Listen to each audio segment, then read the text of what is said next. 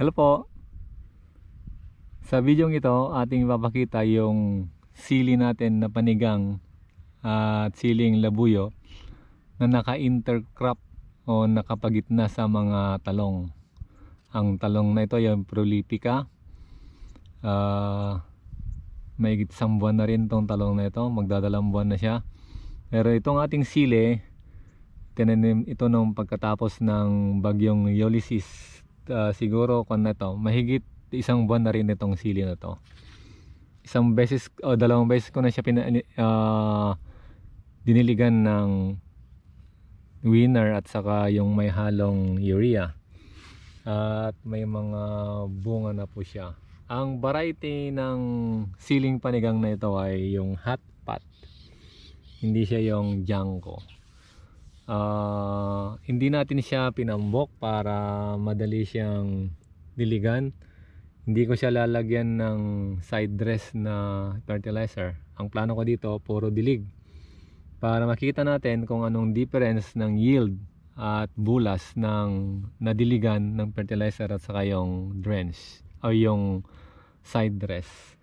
So ito yung ating mga sile na mahigit 50 po yung nakatanim sa isang linya nito.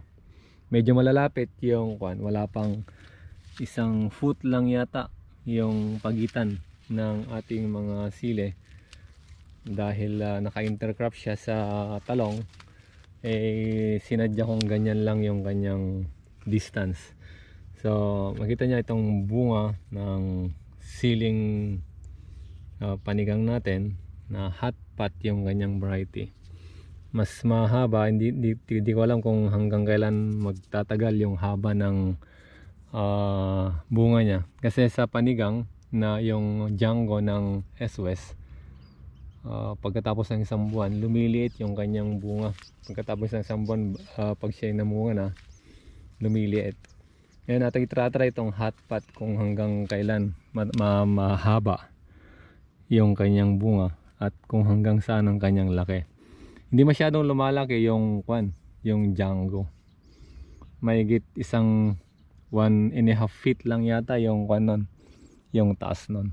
Kahit lagyan mo ng maraming abono, mababa. Kaya marami yung bunga, kaya lang mababa. Hindi masyadong marami yung kanyang bunga. Ngayon natin titignan itong hot pot na variety ng panigang kung tatalunin niya yung characteristic or galing ng Jango sa pamumunga. So ito, naka-intercrop din yung ating siling labuyo na namumulaklak na rin. Mahigit 1 buwan pa lang ito, pero marami siyang sanga, marami siyang supang. Ang ginagawa ko muna dito sa mga damo, binubunot ko muna siya. Hindi ko muna siya inesprayan ng herbicide. Binubunot ko muna siya. So makita niya marami siyang marami siyang mga bulaklak at ito namumulaklak at mamumunga na. Okay. So ngayong panahon na to, ang presyo ng siling labuyo ay 1,000 pesos. Walang nakakapag-produce ng marami ngayon kasi nandyan pa rin yung lapnos. Kahit magpanibago ka o bagong tanim yung siling labuyo, pag naulanan, magkakalapnos siya. Kahit bagong lupa, halimbawa basal yung tinatawag nilang first time ko lang magtanim, pag tumagal yung siling labuyo doon, magkakaroon din siya ng lapnos, unless na ilalagay mo siya sa greenhouse. Yung hindi siya naulanan, hindi siya magkakaroon ng lapnos. Kasi yung lapnos, pag nagkaroon ng isang puno, kakalat yun pag umuulan. Ang gusto niya kasi yung basa. Kaya pag ulan ng ulan, dumadami yung lapnos. Gaya ng sili natin labuyo ng 1/4 hectare, marami siyang lapnos. Pero pinagtsitsagaan ko siyang isprehan ng calcium nitrate at yung C10 o yung fungicide natin. Iniiba-iba ko yung fungicide para malito din yung yung fungus, hindi siya agad dadami. Kaya may mga naapektuhan lang napnos, marami din yung lumalaking maganda dahil iba-iba ko yung ating fungicide. So kung gusto niyo gayahin ito, ang measurement nito, ito yung layo nito, 1 feet lang. Kaya lang naka-intercrop siya sa talong. Ang layo nila sa talong ay about 1 meter.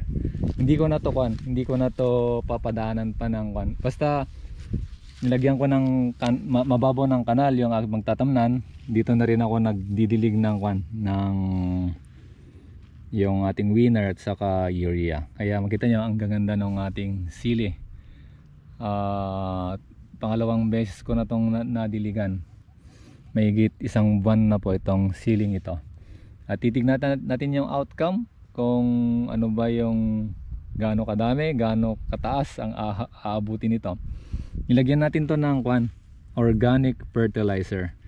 Yung organic fertilizer na may kasamang mga microorganism, especially yung lactobacillus, na kasamang nagpapaganda ng ugat at nitong halaman ng ating sili. Kung may katanungan kayo, kung mayroon kayong gustong matutunan, panoorin yung maigi itong ating video.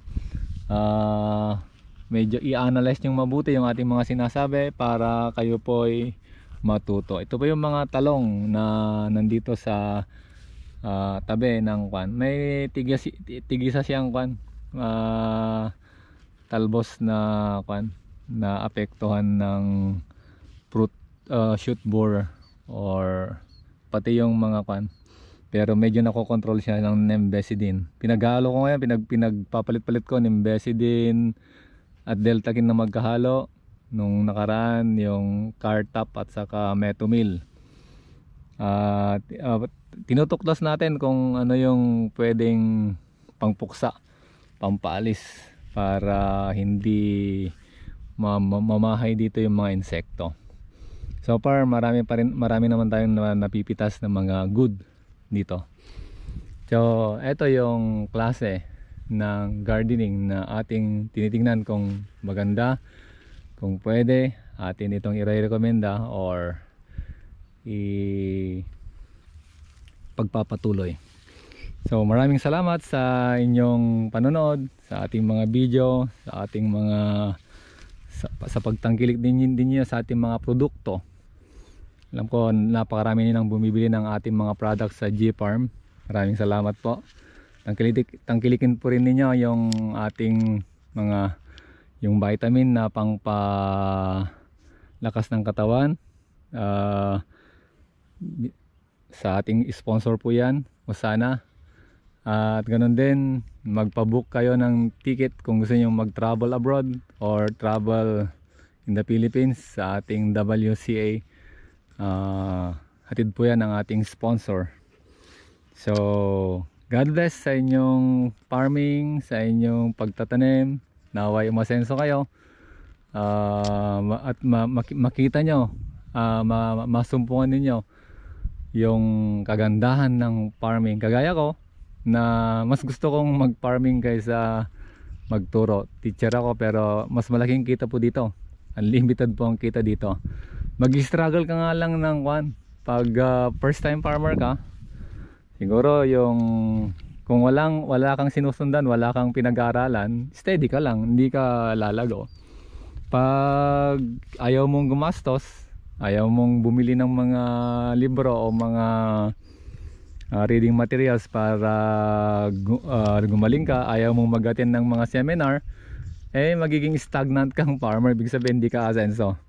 Kagaya nito, kung gusto nyong umasenso lalo, tutukan nyo po yung ating mga video kasi pinag-aralan natin ito. Kung gusto nyo masundan yung ating yapak, mag-join po kayo sa ating channel.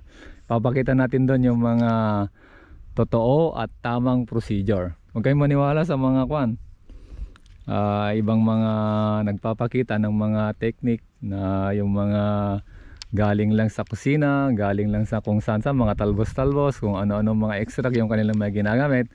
Baka mapapagastos kayo lalo.